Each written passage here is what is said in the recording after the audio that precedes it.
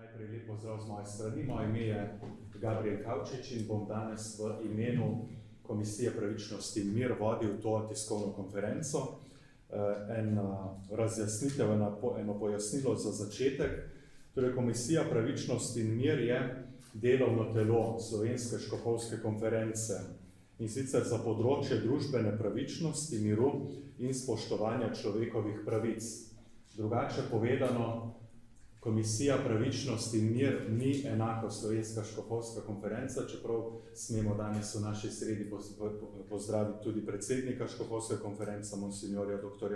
Andreja Sajeta, novomeškega škofa. Drugače je pa to ločena komisija, sestavljena v glavnem iz laikov z različnih področij, tako tudi različnih področij dela, različnih področij izobrazbe.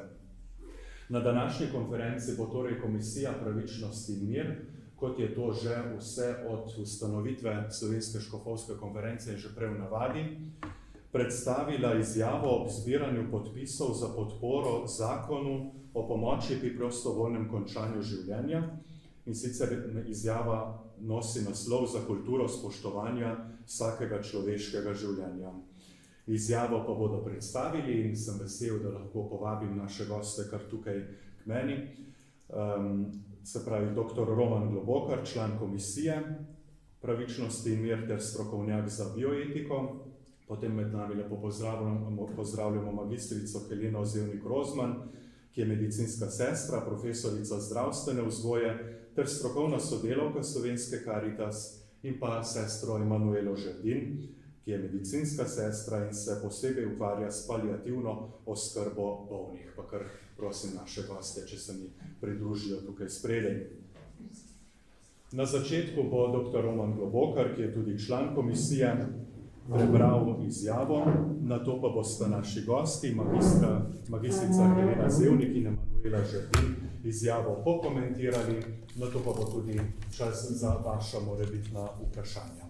Tako. Pa kar prosim dr. Romana Globokarja, da nam predstavi izjavo. Tako, lep pozdrav tudi z moje strani. Prebral bom torej izjavo, ki smo jo sestavili člani Komisije pravičnosti in mir pri Slovenski škofovski konferenci ob začetku zbiranja podpisov za podporo zakonu o pomoči pri prostovoljnem končanju življenja. Kot je že omenil Gabriel, ima izjava naslov za kulturo spoštovanja vsakega človeškega življenja. In zdaj bom prebral to besedilo izjave. Ob zbiranju podpisov za podporo zakonu o pomoči pri prostovoljnem končanju življenja želi Komisija pravičnosti in mir pri Slovenski škofovski konferenci osvetliti nekatere pomembne vidike glede pomoči trpečim in težko bolnim osebam. Komisija je v preteklih letih že pojasnila stališča Katoliške cerkve do evtanazije in zdravniške pomoči pri samomoru.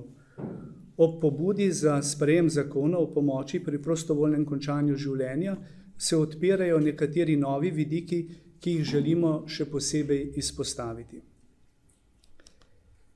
Bolni in trpeči potrebujejo celostno oskrbo in pomoč, saj se lahko znajdejo v hudih stiskah in ne vidijo več smisla svojega obstoja. Bojijo se, da bodo nekoristni, osamljeni in da ne bodo več imeli nadzora nad seboj. V takem stanju so še posebej ranljivi. Potrebujejo ustrezen odziv družbe in priznanje, da je njihovo življenje dragoceno do zadnjega diha. Ko govorimo o človekovem življenju, ga ne smemo vrednotiti glede na njegovo koristnost, zdravje, sposobnost avtonomnega odločanja ali celo glede na stroške zdravljenja. Vsak človek, ne glede na njegovo zdravstveno stanje, ohranja svoje dostojanstvo, ki ga varuje pred tem, da bi kdorkoli lahko posegel v njegovo življenje. Tudi obdobje umiranja je pomembno obdobje za umirajočega in njegove svojce. Za družbo pa je ključno, da preko ustrezne zdravstvene in psihosocialne podpore vsakemu človeku omogoča, da kakovostno preživi zadnje obdobje svojega življenja.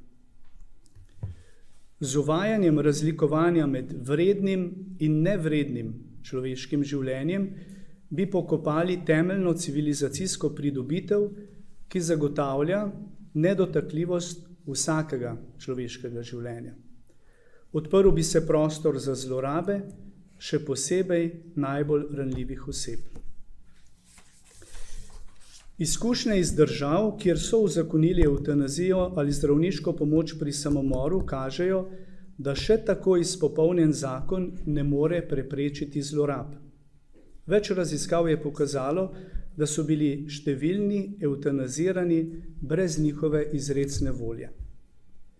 Poleg tega je očitna logika spolzkega klanca, ki v začetku predvideva evtanazijo zgolj v skrajnih primerih, nato pa se pravica razširi na mnogo širšo populacijo. Tako je na primer Nizozemska v zadnjem mesecu uzakonila možnost evtanazije za otroke od 1. do 12. leta starosti. V zadnjih letih se povečuje delež evtanaziranih psihiatričnih bolnikov in oseb z demenco. Poseben problem pa predstavlja povezava med evtanazijo mlajših oseb in transplantacijo njihovih organov. Predlog zakona utemeljuje pravico do pomoči pri samousmrtitvi na podlagi človekove svobode, v kateri snovalci zakona vidijo temelj človekovega dostojanstva. Iz izkustva vemo, da človek ni izolirano bitje. Zato so tudi njegove odločitve vedno vpete v številne odnose.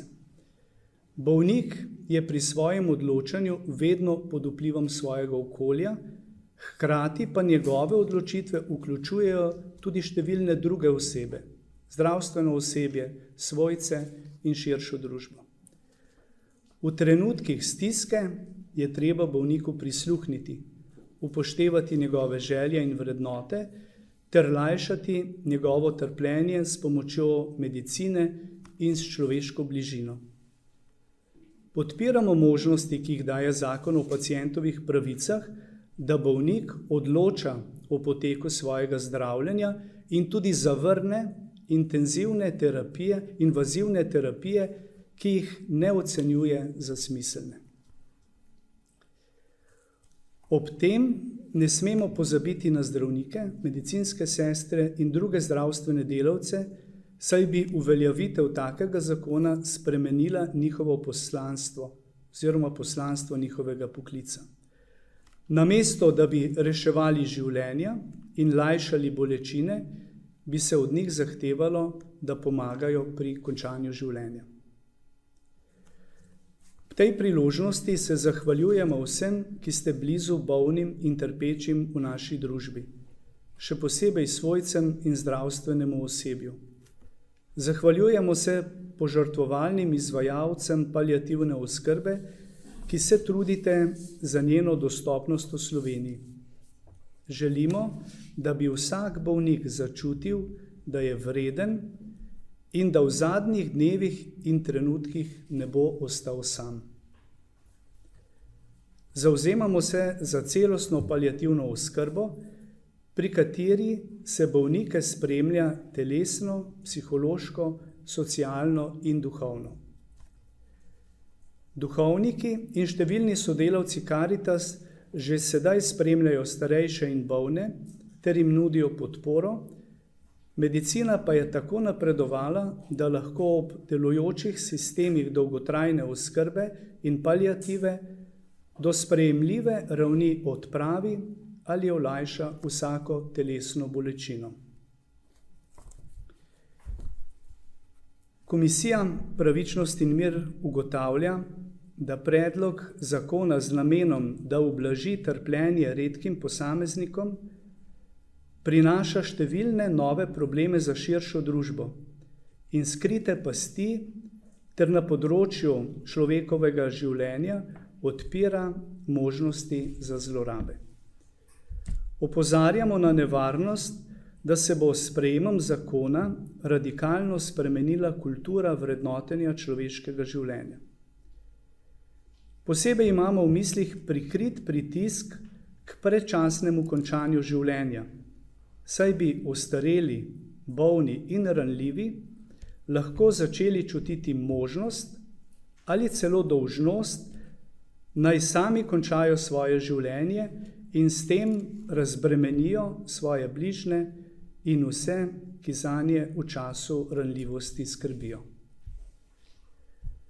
Vse državljanke in državljane Republike Slovenije vabimo k ustvarjanju pogojev, v katerih bo vsak človek ob koncu svojega življenja deležen ustrezne oskrbe, lajšanja bolečin in človeške bližine. Se zahvaljujemo dr. Romanu Globokarju za prebrano izjavo.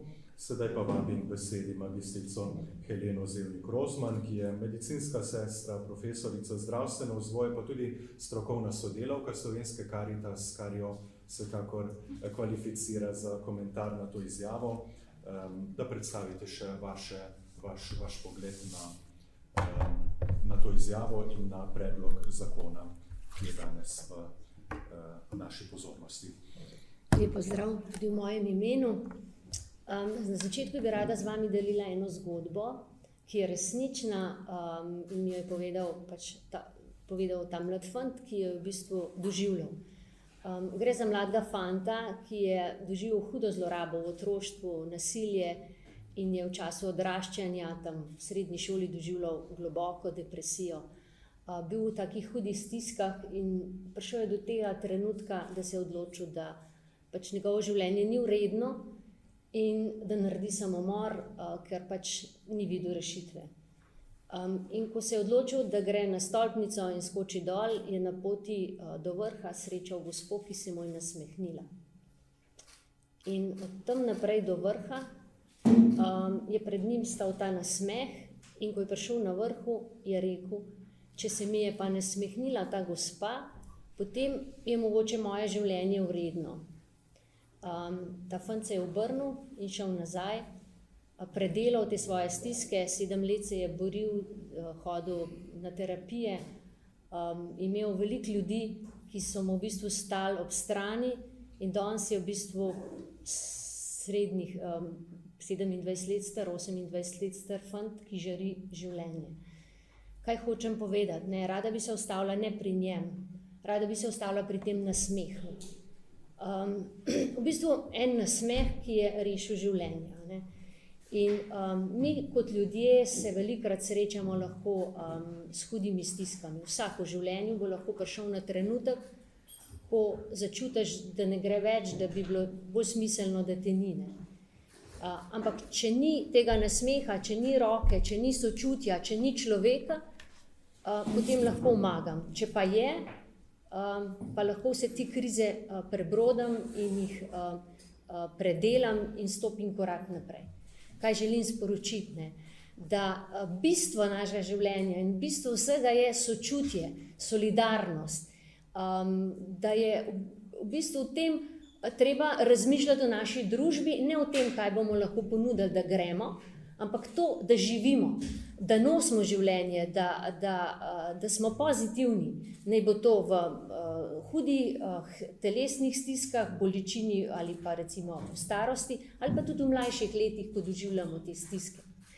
In recimo predstavljam poklic in predstavljam organizacijo, kjer v bistvu je to bistvo poslanstva, nositi življenje, nositi, dati roko, biti sočuten. In če v naši družbi ne bomo začeli sprejemati zakone, ki take stvari omogočajo, ki nosijo veselje v družbo, potem bomo razmišljali, kako zdaj mlade naučiti, da ne bojo nasilni, pa se ne bojo streljali. Ne, mi moramo zdaj začeti delati nekaj drugega. Vsi morajo iti v prostovoljstvo, v solidarne oblike pomoči, če hočemo, da bo naša družba preživela. Tukaj je edina rešitev tega. Rada bi se ob tem primeru zahvalila vsem mnogim humanitarnim organizacijam, pa bi izpostavila najprej mogoče 2, Slovensko društvo Hospic in hišo Ljub Hospic, ki opravljata izredno poslanstvo ravno na tem področju umiranja, zadnjega obdobja življenja, in nosita veliko breme. In potem še mnoge druge organizacije, ki preko svojih prostovoljcev, recimo na Slovenski Karitas je preko 9500 prostovoljcev in opravijo recimo preko 37 000 obiskov pri bolnih, ostarelih in jim nosijo to upanje. In še mnoge druge organizacije, recimo jih izpostavljam, društva kroničnih bolnikov, ki probajo vsem svojim kronično bolnim, neozdravljivo bolnim, dajati upanje, veselje in mogoče pomoč. Vsi se preživljajo z donacijami in z manjšimi razpisi, z manjšimi sredstvi, da lahko v bistvu dodajo tisto, kar bi lahko država dodala. Mogoče še ena vidik, ki ga kot državljanka čutim, ne. Zakon o dolgotrajni oskrbi sicer ni gotovo najboljši, sigurno vsak ima kakšno malenkost, ki mu manjka, ampak še vedno ni v življenju, ni sistemske ureditve. Pred 13 leti, 2010, je bil sprejet državni program paliativne oskrbe, ki je nagovarjal, da bomo imeli vsi pacienti, vsi, ki bomo kdaj to potrebovali, pravico do paliativne oskrbe. In danes, po 13 letih, je samo 5 mobilnih timov, morali bi biti najmanj na 150 000 prebivalcev eden, 2 oddelka paliativne oskrbe. Žal nismo tega razvili in ponujamo drugo opcijo. In tukaj se mi zdi, da se moramo vprašati mi kot družba, ali želimo solidarno živeti, ali želimo nositi veselje. In mogoče je to pač moj odziv na to izjavo. Hvala. Hvala lepa za vaše besede. Sedaj bo še sestra Emanuela Žerdin, medicinska sestra, ki se ukvarja s paliativno oskrbo bolnih, pa tudi sodelavka Ljub Hospica. Izvolite. Vsem lep pozdrav. Prihajam iz Krškega, kjer smo ravno včeraj imeli pogovorni večer prav na to temo. Izberi življenje v naši župniji. In je bilo zanimivo, ne, da bilo je prisotno kar precej zdravnikov. Noben zdravnik ne odobrava evtanazije. In tukaj imam potem, jaz sem si kar pripravila, komisijo, etično komisijo, ki je proti evtanazije. Izjavo Slovenskega društva Hospic in Slovenskega združenja paliative proti evtanaziji. Izjava Hiše Ljub Hospic proti evtanaziji, ne? Ker včasih imamo občutek, če poslušamo čudovite zgodbe, res lepe, včasih preveč pravljično lepe zgodbe o evtanaziji preko medijev, ja pa glej, kako je to lepo. Mi pa, ki se srečamo v svojem vsakdanjem življenju s težko bolnimi in umirajočimi, vemo, da je tudi druga stran drugačna, kot si jo zamišljamo. Lahko rečem za sebe kot medicinska sestra, da sem prav gotovo bila prisotna pri več kot 200 ljudi, ko so umirali, od Črne Gore, Srbije, Slovenije in Avstrije. In zmeraj znova je to dogodek, ki te postavi pred vprašanje, kaj je za tebe življenje in kaj je za tebe smrt. In zdi se mi, da je potrebno, če že govorimo toliko o dobri strani evtanazije, da je potrebno tudi povedati dobre strani in pokazati dobre strani paliative in hospica. In se mi zdi, da prav v teh izkušnjah iz hiše Ljub Hospic in tudi v dolgotrajni oskrbi, kjer sem delala, lahko povem, da sem zmeraj nekje prepričana, da bi se ljudje odločili rajši za paliativo, kot za evtanazijo, če bi našli ljudi, ki bi jim stali ob strani. Prav v hiši Ljub Hospic smo imeli gospo intelektualko, ki je prišla s čistim prepričanjem, imela je že plačano evtanazijo v Švici, ne?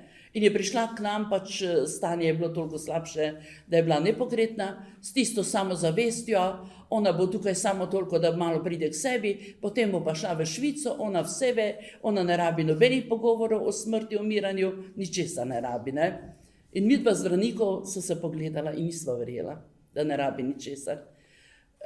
Stanje se je potem počasi začelo boljšati in gospa je ostala pri nas 1 mesec. Niti enkrat ni več spominjala evtanazije. Na koncu življenja je rekla možu, to je bil najboljši čas mojega življenja, ta mesec. Ker se srečala, ker je nekje njeno življenje doživelo, veste, tisto dober zaključek. Ne? Če pravimo za evtanazijo, da je dobra smrt, pravimo tudi, če spremljamo težko bolne in umirajoče, da se lahko življenje konča na en takšen dober način. Ne? Če dobi umirajoči ljudi ob sebi, ki mu bodo stali ob strani. Prvo bi jaz rekla, da je zelo pomembno vedeti in povedati, da vprašanje evtanazije nikoli ni bilo in nikoli ne bo politično vprašanje. K nam v hospic so hodili levi in desni politiki, so hodili ministri in predsedniki, vsi zelo ganjeni in na koncu odšli. In se stvar ni rešila. Že danes ni rešen status hiše Ljub hospic. Nikoli ni politično vprašanje in težko bo tisti politični strani, ki bo to izkoristila za sebe. Zmeraj je to vprašanje človekovega dostojanstva in nedotakljivosti življenja. In kaj predlagamo mi, ki delamo v paliativi? Veste, veliko ljudi dela v paliativi, veliko jih dela v hospicu, veliko jih dela v društvu Metul, ki ga vodi dr. Ebertova na onkologiji. Imamo time, imamo prostovoljce. Neverjetno, koliko prostovoljcev in to mladi prihaja v hišo Ljub hospic, ki želijo doumeti skrivnost umiranja in življenja, ki želijo biti z umirajočimi, ki želijo nekaj narediti, da bo človek do konca življenja. Ne? In mi predlagamo to. Če se toliko predstavlja in propagira evtanazija, naj se dovoli tudi v mediji, povsod, isti čas, isto mesto tudi za paliativo in hospic. Torej, 3 ure na eni televiziji za evtanazijo, dajmo še 3 ure za paliativo in hospic. Uravnotežimo to. Če imamo toliko in toliko sredstev za evtanazijo, dajmo še toliko in toliko sredstev za paliativo. Mi ne bomo rekli, ja, obsojamo tiste, ki so se odločili za evtanazijo. Jaz, ki sem včasih klečala pri težko bolni in prosila Boga, naj jih vzame k sebi, vem, kaj je trpljenje. Ampak vam povem, nikoli in tudi zdravniki se ne bi odločili za evtanazijo. Ker danes, verjemite, jaz sem bila nekaj časa zunaj medicine, pa sem prišla nazaj v medicino, sem bila presenečena, koliko sredstev in načinov imamo za lajšanje bolečin. Samo, veste kaj je to? To je veliko dela. Ti moraš poznati bolnika, ti moraš najti tisto dozo, ki mu odgovarja. Ne? A imamo takšne zdravnike, ki imajo toliko časa se ukvarjati s tem. Ne? In drugo, bolečina nikoli ni samo fizična bolečina. Umiranje se dogaja na fizičnem, duhovnem, duševnem in socialnem področju. In včasih je bolečina mogoče fizično urejena, ni pa urejena na duhovnem področju, ni urejena na medsebojnih odnosih. In takrat človek trpi. Zakaj pravimo srce boli? Boli zato, ker te stvari niso urejene. In iz izkušenj vam spet povem, ne, ko so se uredili odnosi, gospa, ne, to vam lahko tudi povem, da matere najtežje umirajo in da ne poznam nobene mlade matere, ki bi prosila za evtanazijo. Ona želi še vsaj 2 dni, še vsaj 1 dan živeti in videti tiste svoje otroke. Ne poznam matere, ki bi to prosila. In ko se tej materi uredilo stanje, da je vedela, kaj bo z otroci, ni rabila sredstev za bolečine. Ne? In to lahko potrdi naš zdravnik. Ne? Če bi rekli, daj dokumentacijo, pojdite v hišo Ljub hospic, dokumentirano, stoji tam dokumentirano. Drugo, Načela hospica so v Sloveniji še zmeraj zelo nejasno. Nekateri pravijo, ja, tam nimate strokovnega tima, nimate osebja, ki je šolano. Imamo zelo šolano osebje, imamo vodjo hiše, ki se je šolala in v Ameriki in v Evropi, kot tudi dr. Ebertova, ki vodi Metul. Hodili smo vsako leto enkrat na predavanja na Dunaj. Torej smo izobraženi in si upamo iti v to, da naprimer letos je v tej hiši, Ljub hospic, umrlo že okrog 100 ljudi.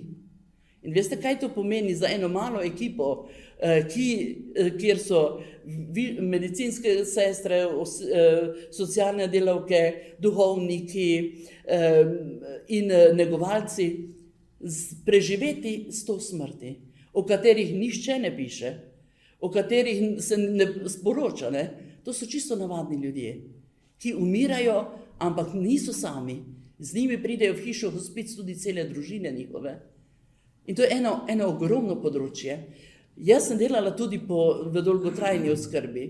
Vam povem, me je najbolj duša bolela, ko smo morali od danes na jutri povedati, ja, jutri je pa konec dolgotrajne oskrbe, ne bomo več prihajali k vam. Veste, koliko ljudi še po vaseh je doma, kroničnih bolnikov, težko bolnih in umirajočih. In koliko dobrega se tam še naredi. Vam povem, koliko dobrega je vendarle. Mi imamo občutek, kot da evtanazija razbremeni sorodnike, svojce. Ampak veste, koliko ljubezni sem jaz srečala, ravno med temi svojci.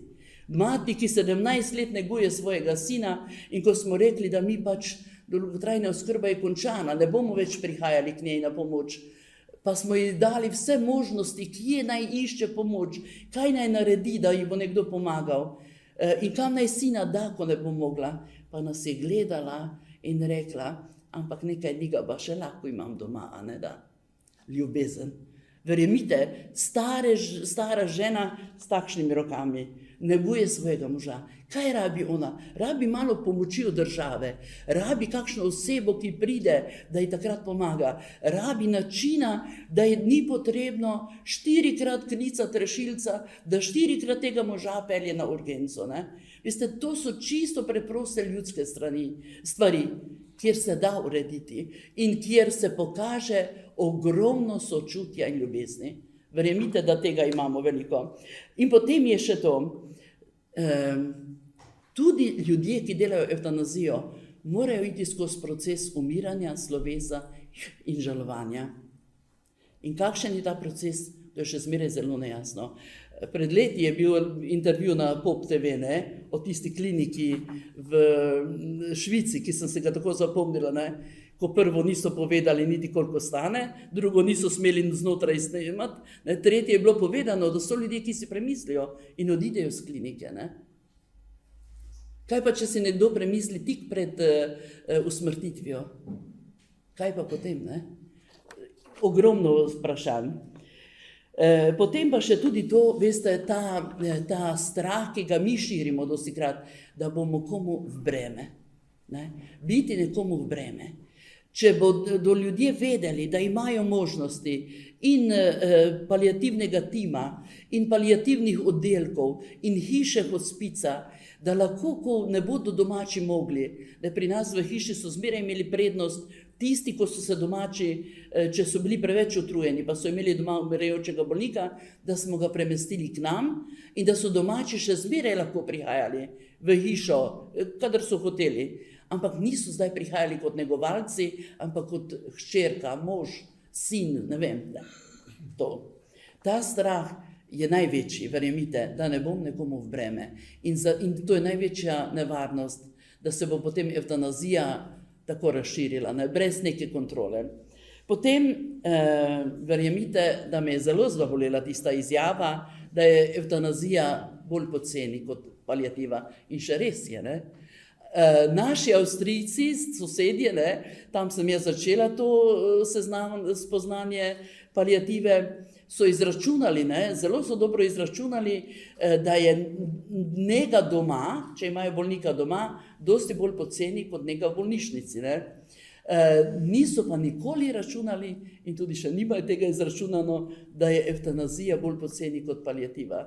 30 let je tam že paliativa 1A, ne, urejena. Ne.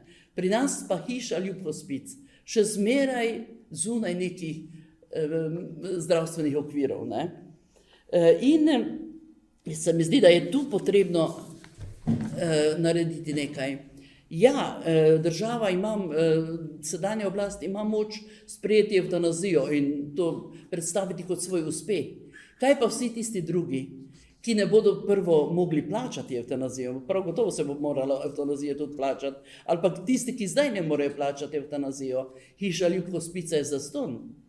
Ne? Veste, to so stvari, ki jih moramo vedeti, ki jih moramo razširiti. In še to, mi sodelavci nikoli nismo obsojali, niti ne bomo obsojali ljudi, ki se odločijo za evtanazijo, kot ne moramo obsojati ljudi, ki se odločijo za samomor. Kaj je v njih tako težkega, da se tisti nagon za življenjem, ki je prvotni nagon pri vsakem človeku, spremeni, je skrivnost. Ne? Bomo pa zmeraj zahtevali, da se res ljudem omogoči spoznanje in pravilni ali pa prikaz paliative in hospica, da se jim pokaže to, glejte, to in to imate te možnosti. Ne? Tukaj in tukaj je neka skupina, to in to vam lahko naredimo. Imamo prostovoljce, ki bodo prihajali v vašo hišo, da ljudje to vejo, da ne bodo zmeraj imeli občutek samo evtanazija in nič drugega. Veliko se dela in verjemite, veliko hvaležnosti je za tisto pomoč pri težko bolnih in umirajočih. In meni je velika čast za vsakega bolnika, ki sem ga lahko spremljala ob smrti. Ker to je edinstven trenutek. Kot je rojstvo edinstven trenutek, tako je tudi smrt. In iz smrti se, kot je rekla Manca Košir, ker sem videla smrt, sem zaljubljena v življenje. Hvala lepa. Hvala lepa tudi sestri Emanueli Žerdin. Zdaj ste pa na vrsti vi, spoštovani gostje. Če imate kakšno vprašanje, da se predstavite svojo novinarsko hišo oziroma medij in postavite vaše vprašanje, kar izvolite.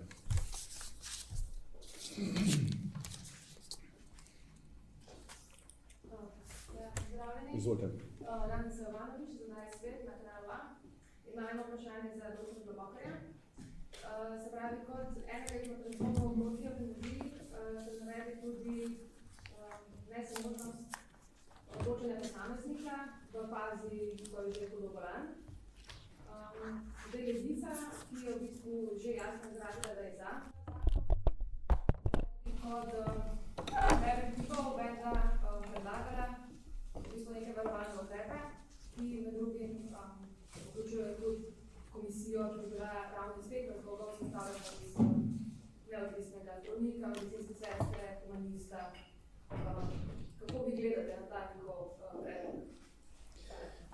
Ja, običajno je tako tudi v drugih državah, kjer je uzakonjena evtanazija, da je neka komisija, ki ugotavlja pravzaprav recimo prisebnost oziroma zavestno odločitev pacienta.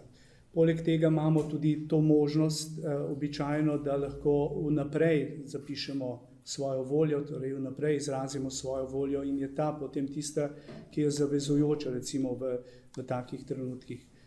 Naš argument gre bolj v to smer, da nobena odločitev ni povsem avtonomna v smislu, da ne bi vključevala tudi druge ljudi. Recimo nekdo, ki naredi samomor, se sam odloči, da naredi samomor, ampak njegova odločitev vključi toliko drugih ljudi, ki jih ta njegova odločitev na nek način prizadene. In v tem smislu je tudi ena taka odločitev nekoga, da želi končati svoje življenje, je seveda njegova odločitev, ampak ta odločitev pravzaprav vključi cel njegov tim oziroma skupino ljudi, skupnost, družbo, širšo družbo, ki se lahko počuti, da ni naredila dovolj za tega človeka. Tako kot tudi mi, recimo, če je nekdo naredil samomor, si rečemo, kaj sem pa naredil narobe, ali pa nisem naredil dovolj za to, da bi ta človek pa videl, da je njegovo življenje vredno. Ne? Tako, v tem smislu želimo reči, da je ena taka odločitev človeka ni samo njegova in jo moramo gledati širše. Zdaj, glede zavestnosti je pa seveda vprašanje možnosti alternative. Torej, kakšna je moja možnost alternative? In tako kot je rekla sestra Emanuela, če jaz vem, da imam izbiro, ki bo omogočila, da bom jaz dostojno končal svoje življenje, da ne bom izkušal bolečin, da ne bom zapuščen od drugih in je ta izbira tudi konkretna, oprijemljiva, torej realna, potem se bom lahko tudi pravzaprav odločil. Če je pa pa se mi edini izhod kažejo ta vrata zakona, ki rečejo, imaš možnost, da zapustiš svoje življenje, da končaš svoje življenje, da končaš te svoje bolečine in mi ti ponudimo tukaj infrastrukturo za to, da boš ti lahko končal svoje življenje, potem pa obstaja lahko to, kar smo rekli, tudi en pritih oziroma prikrit pritisk k temu, da bi se ljudje v stiskah, bolečinah potem odločali za to, da bodo izbrali to, da recimo končajo svoje življenje. Torej, želimo si, da bi skozi razprave o evtanaziji bolj družba prepoznala pomen paliativne oskrbe in alternativnih možnosti, ki so možne za to, da lajšamo bolečine ljudem, ki so v trpljenju, v stiskah v koncu življenja. Hvala lepa. Mogoče, če lahko jaz. Ja. V bistvu dajem pobudo naši družbi, naši državi, da tako kot imamo zelo dobro urejeno porodniško in eno leto spremljanja, ko otrok odrašča od rojstva, da vstopi pač v eno tako obdobje, ki lahko sam zakoraka v vrtec, da bi tudi v zadnji fazi življenja lahko otroci zdaj teh staršev dobili tako imenovani dopust, kjer bi lahko z njimi hodili in se potem ne bi obremenjevali, ne bi bili v stiskah, kako bo skrbel za tega svojega svojca, hodil v službo in te zadeve. Dajmo pobudo, da bi v bistvu to družba tudi to zmogla. Ne? To je ena taka zelo konkretna pobuda. Naslednja pobuda je, da za vse organiziramo nego na domu. Jaz mislim, da bi morali to vsak znati. Na Slovenski Karitas oziroma v naši mreži zdaj že izvajamo že nekaj let nego na domu za svojce, za kogarkoli, ki ga zanima, in s tem bomo v jesenskem času še povečali, recimo ne vem, Vrhnika, Celje in tako naprej, da bi vsak recimo dobil ta znanja in hkrati bomo dodali tudi znanja o paliativi, o spremljanju umirajočih. Ker to je v bistvu čisto tako kot prva pomoč, ne? Če smo se naučili dajati prvo pomoč, se zdaj v bistvu učimo sprejemati tudi zadnjo pomoč. Last aid je tudi v bistvu eno tako gibanje, mislim, neka oblika pomoči. Ne? In to je v bistvu stvar, ki jo bomo pač vsi imeli, in če dajem to pobudo, da to spremenimo, mislim, da ne bomo razmišljali čez eno leto o čem drugem, kot pa o tem zakonu. Hvala. Hvala lepa. Še kakšno vprašanje? Izvolite, ja. Štempelec Dušina. Profesor Globokar, vi ste omenjali tudi možne zlorabe, ki se lahko dogajajo oziroma se že dogajajo v državah, kjer je sprejeta takšna oziroma podobna zakonodaja. Vi osebno mogoče kot član Komisije za etiko poznate kakšne odmevne primere, ki veste, da so realni, da niso izraziti. Vemo namreč, da je tudi že profesor Novtar, predsednik Komisije za etiko, že pred desetletjem in več opozarjal in navajal tudi neke konkretne primere iz Nizozemske, Belgije, kako je danes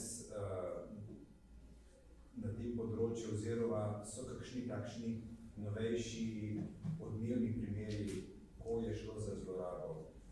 To je eno vprašanje. Drugo vprašanje pa, ki se mi postavlja, vprašanje vloge komisije. Ne? Če imajo te države neko komisijo, ki naj bi ščitila take mejne primere, kako se lahko to sploh zgodi, ne, da gre skozi sito komisije, ki naj bi preprečevala možne zlorabe?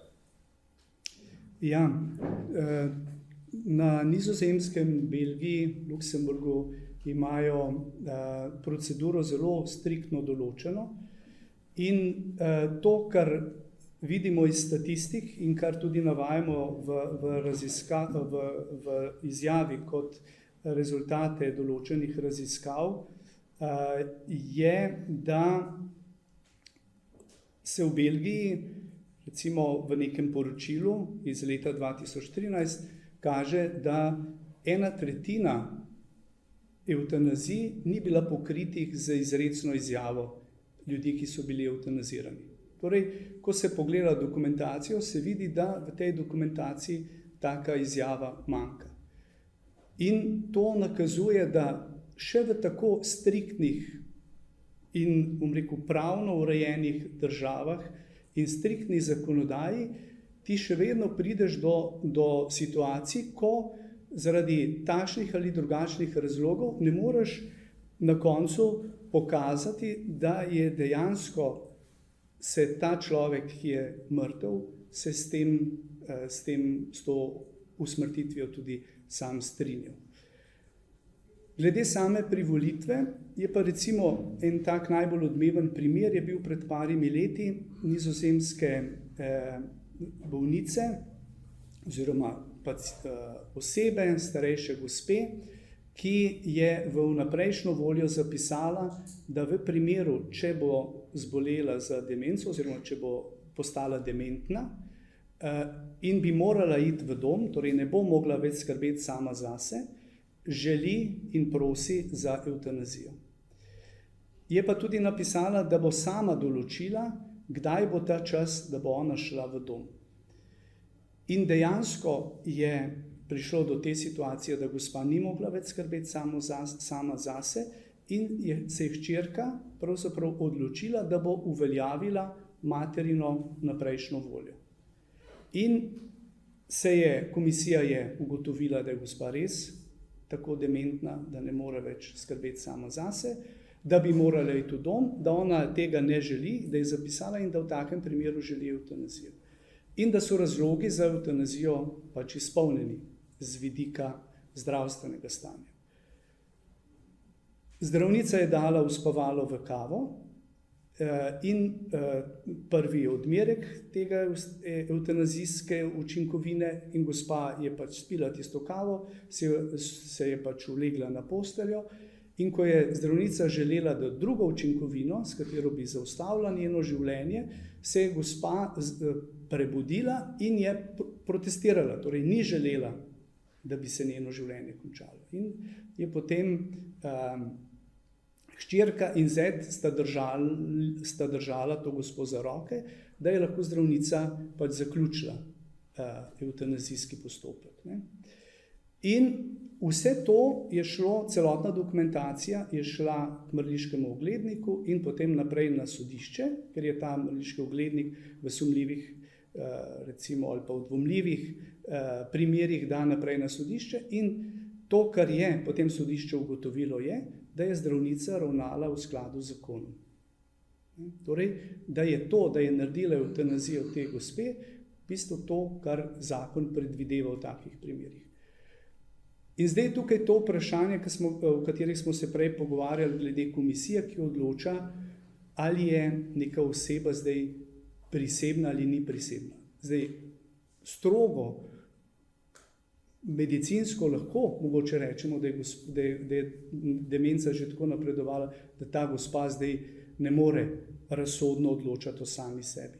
Ampak ta gospa ni imela neznosnih bolečin, ni trpela zaradi takšnih ali drugačnih fizičnih bolečin, ampak samo ni videla smiselnosti svojega življenja v takem stanju takrat, ko je bila še prisebna in zdrava. Ne? Vidimo tukaj zdaj to dilemo, na kakšen način bomo zdaj vrednotili človekovo življenje.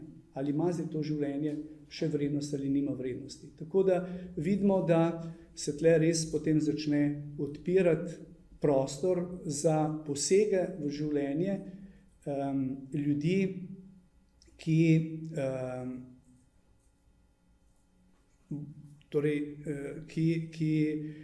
nad katerim take posege, nad katerim ne bomo imeli več enega nadzora. No. Upam, da sem kolikor toliko jasno predstavil primer. Hvala lepa. Še kakšno vprašanje? Izvolite.